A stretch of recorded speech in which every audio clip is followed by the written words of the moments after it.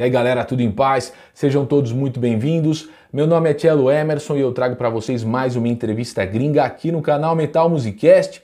Conversei com Steve Grimmett, vocalista da banda Grim Reaper. Ele está no Brasil, vai fazer o primeiro show amanhã, no dia 21 em Sorocaba. Eu tenho a agenda aqui, vou passar para vocês, mas o importante é que eu vou colocar aqui a entrevista que eu fiz com ele. O cara muito gente boa, extremamente simpático, trocou ideia comigo antes da entrevista ser gravada, depois a gente fez a entrevista gravando e conversamos sobre a carreira dele desde o início ali na New Wave of British Heavy Metal. Ele faz algumas considerações sobre o movimento, sobre o papel dele ali, depois sobre o sucesso que o Grim Reaper alcançou nos Estados Unidos, sucesso sim, com aqueles 3 primeiros álbuns.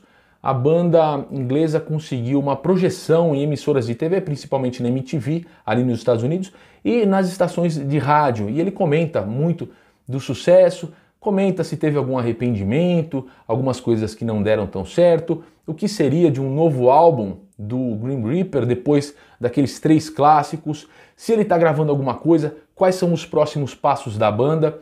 Ele vem para o Brasil, agora ele vai tocar com músicos brasileiros. Ó, vou dar aqui a agenda para vocês. 21 de abril, no Bar da Garagem, Sorocaba, interior de São Paulo, no dia 22, Vox Club em Pomerode, Santa Catarina, e dia 23 volta para São Paulo, agora na capital, no La Salsa. Os músicos que estão com ele são Vulcano na guitarra, Bill Martins no baixo, Rafael Gonçalves na bateria.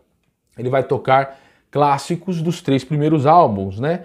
Do See You in Hell, de 84, Fear No Evil, de 85 e Rock You to Hell, de 87. O repertório vai ser baseado como uma celebração a esses 3 clássicos que foram tão bem aceitos pela galera lá nos anos 80 e hoje faz com que o Steve Grimmett seja um cara cultuado aqui no Brasil por boa parte dos fãs que admiram muito o metal oitentista. E eu me incluo nessa. Fiquei muito feliz de ter trocado ideia com o cara me tratou muito bem, até me convidou para ir lá no show e tal. E, bom, não vou adiantar nada. Fiquem ligados aí, vou colocar aqui a entrevista. É um rápido bate-papo, acho que não passa dos 20 minutos, mas tem muita coisa interessante. Fiquem ligados. Tá aí uma boa dica aqui do Metal Musicast para vocês terem como show, né? Vocês sabem que o canal aqui faz sempre esse resgate das bandas da New Wave of British Heavy Metal, do metal inglês, do metal oitentista de todos os países ali. Vocês estão acompanhando, estou fazendo série sobre o Accept, sobre o Udo. Vocês que acompanham todo o Metal Musicast sabem do que eu estou falando, então aproveitem aí também para fazer inscrição e deixem comentários. E agora eu paro de falar para que vocês possam assistir Mr. Steve Grimmett, que agora está aqui no Brasil com o Steve Grimmett'S Grim Reaper. Tamo junto, dê uma conferida aí, valeu! Hi Mr. Steve Grimmett, how you doing? Hi to you too, and I'm doing okay actually. Getting very excited about coming over there to see you guys. Great. It's a great pleasure to me talking to you. And you are a great legend from the new wave of British heavy metal. And can we start talking about this movement?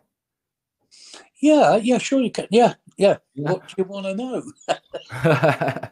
What were your most vivid memories about those times? To be quite honest, we didn't know anything about the new wave of British heavy metal because that wasn't mentioned until we started touring the States, and only when we got back. So it was like, oh, okay. We thought we were being pigeonholed into something. Well, I guess we were, because everybody likes to say, well, it's this kind of music, or it's this, or it's this. So they pigeonholed it into this new wave of British heavy metal. And I am still proud and to have been a part of it, because I think it was a great time. You know, I think during the 80s, we were very lucky in the respect that, you know, whatever genre of music you were into, there were some great songs for you. You know, the rock was great, the pop was great, you know, and I don't think it's been as good ever since. And I don't know why, but I just don't think it is. You know, there might be a few bands that I'm talking about metal now that are coming through, and they're making a bit of a noise, but it's just, I don't know, it's not quite the same. It hasn't got that same vibe about it. But I was glad, and still am glad, to have been part of it. And I have a curiosity. Was there a relationship among the bands, sharing gears, sharing gigs? No, it was Something like always, you know, your band thought the band next to you, or, you know, or before you or after you, were trying to put you down. And of course, that never really was. I did see a few things happen, and I've had a few things happen to me, you know, where you do a sound check and it's really good, and then you go out and play and it's just nowhere near, you know, and obviously the headlining band of you know, put a disaster on you. I've had that. But, you know, at the end of the day, it's no different these days. It's just everybody's forgotten about how much, or they've forgotten about the rivalry between bands, if you like. It's not that way anymore. Sharing gear now is the done thing, you know. So, yeah, it was never done in the old days. Okay. Just one more curiosity, please. Yeah. I am a great fan of Iron Maiden. Yeah. At that time, did you realize that Iron Maiden would be the hugest band of that movement? It was funny, actually, because I know Bruce, and we were sitting in his girlfriend's house at the time, and he was playing us Riding with the Angels from Samson. And we were talking about Iron Maiden, and then the next thing I hear, he's in it, you know, and I'm like, what the hell? And I was really excited about the album coming out, and to be fair, what an album, you know, Number of the Beast, that takes some beating, it really does. And it's a phenomenal album. There's hit after hit after hit on that album, and I fell in love with the whole thing, you know. And and they've just gone from strength to strength to strength, haven't they? You know, touring in the back of a van to touring in a 747. How cool is that? Great. And Steve, talking about your career, after the band Medusa, you were fronting Chateau, the band Chateau. No, I didn't. I didn't ever front the band. But did you record something? I did record something. I did record a single for them. And then when it got round to doing their album, they still hadn't found a singer. So they got in touch with me again and said, look, would you do the album for us? And I said, yeah, okay, no problem. And I looked at it as another 24 track experience. And in between me doing the single for them and me doing the album for them, Grim Reaper had won Battle of the Bands, and that gave us 24 hours in a 24-track studio. So we did a 4-track demo, and I took that with me to Ebony Records when I did the vocals on the Chateau album, and I gave it to him, and you know, 6 weeks later, Reaper was signed. But yeah, I was never in the band in Chateau. I just did him a favour in doing the vocals. So yeah, and I'm still in touch with some of the guys too. So yeah. Great. Yeah, so I never was in the band. I never played live with them. I didn't do any of that stuff. Just did the vocals for them. Okay, I got it. That was a kind of camaraderie stuff, yeah?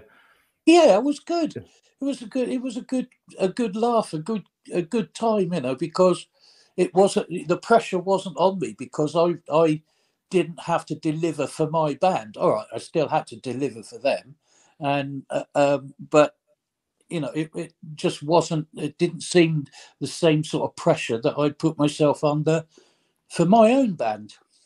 But still, a good time was had by all, and it was a good album too. So great. And then you were fronting Grim Reaper in 1982, and then Grim Reaper releases 3 classic albums: See You in Hell, Fear No Evil, Rock You to hell. to Hell. Yes. And what do you remember about those times with these 3 albums of Grim Reaper? Grim Reaper was on TV, on MTV, and on the radio stations. Grim Reaper was on the mainstream. Can I say that was on the mainstream? What do you remember about those times? Well, to be quite honest, you know, we were just four guys who put this band together, and well, no, that's not true. Nick asked me to join, and so I did, and he instrumentally got everything together, and we did the first album. Didn't take us too long to record, because we were already gigging the songs, and I think we took 4 days to record it, and that was all the instruments plus overdubs and backing vocals and stuff like that. So it's 4 days to do that, and it was just, I don't know, I can't really say it was the calm before the storm, because, you know, we did the album and that was okay, and it came out and it started selling really well, and then all of a sudden America strikes up and it's like, we want you over, we want you to tour, and it was like, what's going on? And so it was, you know, we were just holding on the tiger's tail basically, whilst we were being taken this way, that way, but it was still good. It was still, it's what every band dreams of, and yeah, it was, you know, the first album was great. Then we went and did the same thing with the second one, toured America. We didn't know what was happening in the rest of the world, to be fair. We had to concentrate on America, because that was what we were told to do. But and then we did the last album with Max Norman, who produced the album, and that was a whole new thing. You know, it was he came in, tore the songs apart, and just made them better, made us better. It was a big learning curve, and it was one that I never forget. But yeah, it was cool. They were great times. They really were. Quite interesting. And is it true that Grim Reaper was in sessions to record a 4th album, but legal struggles, legal battles delayed the sessions? Is it true? We did. Well, I didn't have anything to do with the writing on the 4th album. I guess the label didn't think I was good enough, and you know, at writing, because Nick was whisked away to America and wrote with some of the top writers, you know. So, but when we heard the songs, it was like, well, this isn't Grim Reaper. This just isn't Grim Reaper. And the drummer Mark at the time quit because of it, and you know, it just left us. And the legalities that we had with Ebony Records, they stopped us from working. So that was it. You know, we couldn't do anything with Grim Reaper. We could with other things, but not with Grim Reaper. And it just melted down to nothing, you know, and it was such a great shame. But and that's when I joined Onslaught in England. Nick went and did these particular songs with his own band called Barfly, but it never got released. So that tells you something. But it was a shame. I was gutted, to be quite honest, at the end of Grim Reaper, because it was everything well, it turned out to be everything that I dreamt of in being in a band. And you know, somebody told me that I couldn't do it, and that really pissed me off, to be quite honest with you. But there you have it. There's other bands been in the same situation. Some of them have been in worse, and you know, it's a horrible thing to be involved in, really. It can lift your spirits and lift your heart, and sometimes it can just tear you apart, you know, and that was one of those times. And is there anything you'd do differently? Yeah. Oh yeah. Yeah, I would definitely not trust anybody but a music lawyer to read through the contracts. Well, especially then, it's nowhere near as bad anymore. And I would have done. I wanted to do that in the first place, but it was said to me that, you know, we know people that handle contracts all day long, and they'll read it for us. You know, I mean, we even gave away our merchandising to the record label, which is not done, just not done. And it was like, that's the sort of thing we signed, you know, because we were naive enough to sign it. Well, some of us were, but yeah, it was yeah. You've got to be careful, even these days, because there are so many sharks out there that want a piece of your pie, and they'll do anything to get it. So you have to be sharp. You have to be on the ball. Okay. Steve, despite the great success of the Grim Reaper at 80s, do you think the Grim Reaper has been underestimated over the years? Yeah, we still are. And it was funny, actually, because I was about to give it all up and say goodbye to music, and we did this show in Germany at the Keep It True festival, and I'd watched all the bands, or watched some of the bands, and there wasn't very many people in this hall. I mean, it held 5,000 people. It was a big hall. And then we started to get ready. And I thought, I'm going to have a quick peek outside the curtains. And it's full up. And there were people at the top as well, in the building. It was full. And we went out and we had an absolutely fantastic show. And I talked to the boys straight away after that and said, look, you know, I think we ought to come up with a new album, and let's do that. And I think we see more people now than we did in the 80s with Grim Reaper, because we only did the States. We didn't do Brazil. We didn't do Latin America. We didn't do, we very rarely played in our own country, and never in Europe.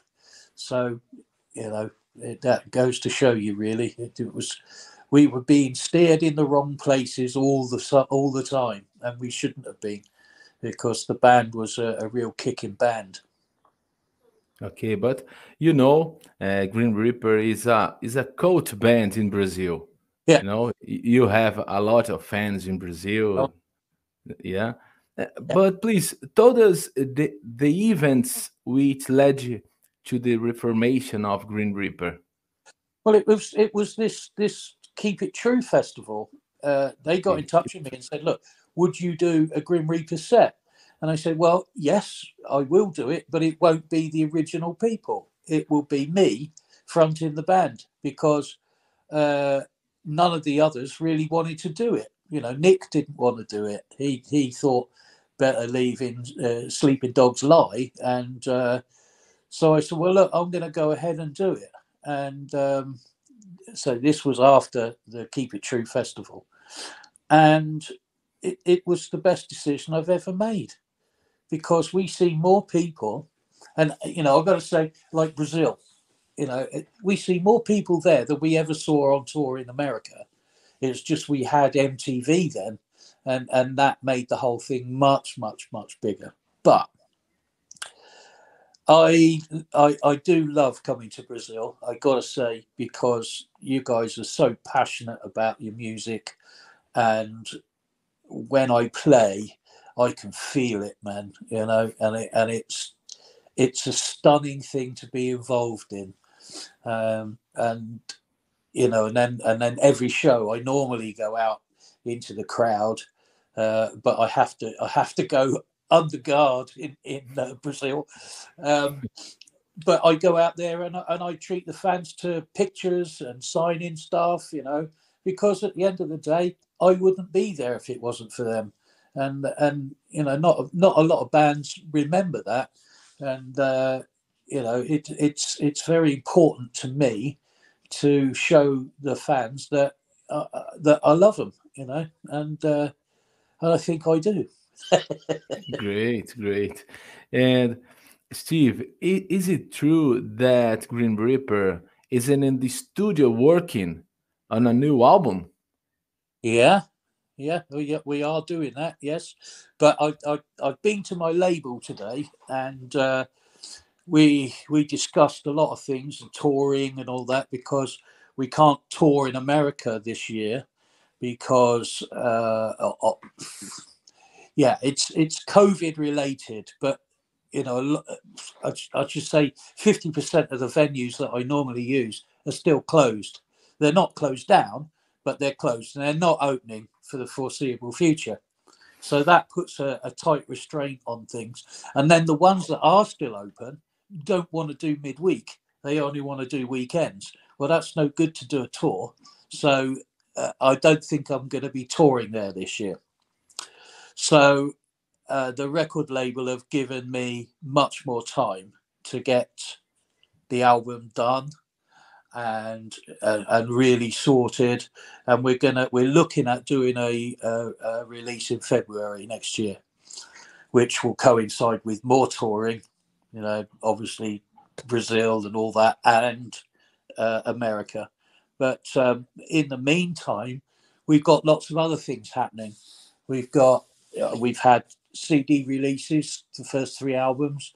We've had a live CD release, and that's coming out next month, I believe, on vinyl, on all 3 first albums and the live one. So there's still lots of things going on, and we're still out there doing it. So great. Have Good it. news. Good news. And what are for you the main challenges you found in composing, recording, and releasing heavy metal albums nowadays? It's a lot different. Although I'm on a label that help you, they give me advances and stuff like that. All right, you've got to pay it back, but it's manageable too. You're not getting massive amounts of money. You're getting money just to make sure you can get it done. So that's a challenge, because these days you have to produce an album, a finished album with the finished artwork, which you didn't have to do before. So, well, not in the 80s anyway. And so that's different. So those are different challenges. Then it's getting the album out there,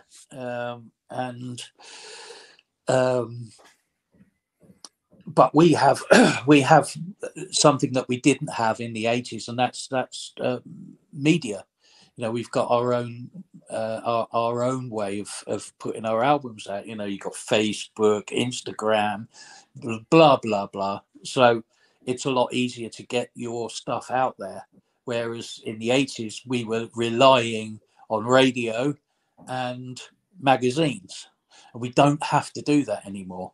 So that's a good thing, and because it's down to you to control that, and if you work with your record label, it can be a good thing. So those are the different and challenges, but they're fairly manageable. But when I've just discussed with, I was going to tell you how much I got then, but I won't do that. And but it's only a fraction of what we used to get in the 80s, a total fraction. So yeah, it is different, challenging, but in ways it's easier. Okay. And talking about your next shows in Brazil, what can your Brazilian fans, expect from these shows you will be doing soon in Brazil? Hell. Yes. I've got to say, it's more of the same. I'm playing what they love. I discussed the set with the guy that's bringing me out there, and he said this is an awesome set. Basically it's a celebration of Grim Reaper. So I can't really see anybody not liking it. And like I say, it's these guys, our fans, that have kept us out there and kept us going. So my hat off to them, and a dedication to them too. So yeah, cool. Great. It will be a great celebration of the first 3 albums, yes? Yes. Yeah. Yes. Great. Yeah. And do you know something about the Brazilian heavy metal scene? The opening acts, the bands Brave and Hellish War, or something else? Yeah. Do you know something? I've seen them both, and I've appeared on one of the songs on the Brave album. Hellish War, I think, are a stunning band. I think they're a great band. Yeah. So I think it's a really good format to go out with. I think you're going to get your head hammered all night. Great. And Steve, thank you so much for joining us today, for your time, for your attention. You're very welcome. Okay, feel free to send a message to the Brazilian fans, please. Oh, thank you. Guys, I want to say to you, thank you for your support, for your messages on a daily basis that I get from you guys. I've